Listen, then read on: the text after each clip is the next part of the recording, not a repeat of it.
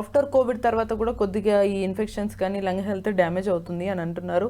అది మళ్ళీ ఆ వ్యాక్సిన్స్ వల్లనే ఎఫెక్ట్ అవుతున్నారు అంటున్నారు కదా, అదొక రకంగా నిజమనాలా లేకపోతే జస్ట్ మిత్ అనుకోవచ్చా?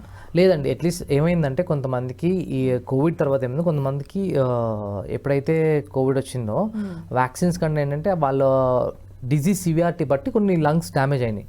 సో కొంతమందికి ఏంటంటే ILDs, interstitial pulmonary fibrosis develop అయింది.